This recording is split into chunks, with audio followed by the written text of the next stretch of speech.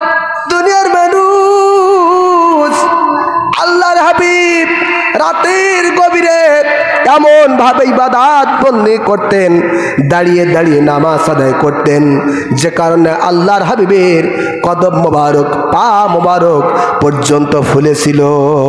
সুবহানাল্লাহ। একটু চিন্তা করেন দিন, আপনি আমি কয়দিন নামাজ আদায় করেছি, আপনার আমার জীবনের মধ্যে পা কতবার ফুলেছে, অথচ আমার দয়ার নবী, মায়ার নবী, রহমাতুল্লিল আলামিন নবীজি এমন ভাবে রাত্রে জেগে জেগে ইবাদত করতেন।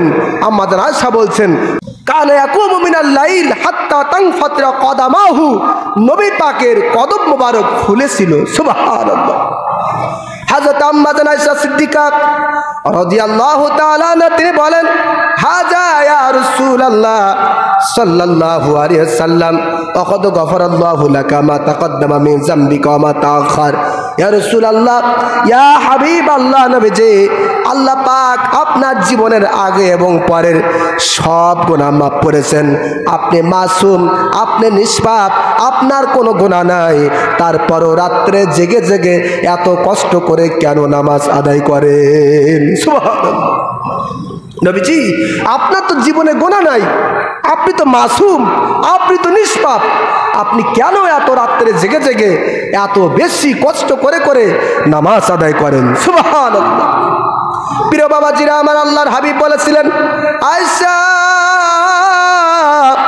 ক্বালা আফালা আকুনা আবদান শাকুরা, রে আয়েশা আমি নবীজির আগে এবং পরের কোনো গুনাহ নাই, আমি মাসুম, আমি নিষ্পাপ, কিন্তু রে আয়েশা আফালা আকুনা আবদান শাকুরা, আমি নবী কি আল্লাহ পাকের শুকরিয়া আদায় করব না? সুবহানাল্লাহ। আমি নবী তো হচ্ছে সর্বশ্রেষ্ঠ রাসূল, সর্বশ্রেষ্ঠ পয়গম্বর, কাজেই এত মান মর্যাদা ইজ্জত কদর আল্লাহ পাক দান করেছেন, তার কি শুকরিয়া আদায় আমি করব না? সুবহানাল্লাহ।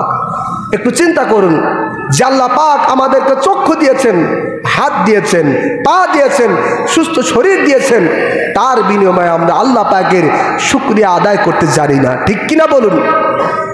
কিভাবে শুকরিয়া আদায় করতে হয় নবীজি শিক্ষা দিয়েছেন। সুবহানাল্লাহ।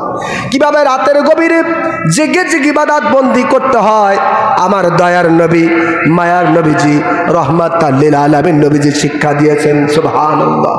এই জন্য ইমামে আজম আবু হানিফা রহমাতুল্লাহ আলাইহি তিনি 30 বছর কাল একাধিক ক্রমে এশার উজু দিয়া ফজরের নামাজ আদায় করেছেন। সুবহানাল্লাহ। বড় পীর আব্দুল কাদের জিলানী রহমাতুল্লাহ আলাইহি তিনিও একাধিক ক্রমে 40 বছর পর্যন্ত এশার উজু দিয়া ফজরের নামাজ আদায় করেছেন। সুবহানাল্লাহ। তাদের সাথে কথা বলতে হলে লাগাম ঠিক করতে হবে, ঠিক কিনা?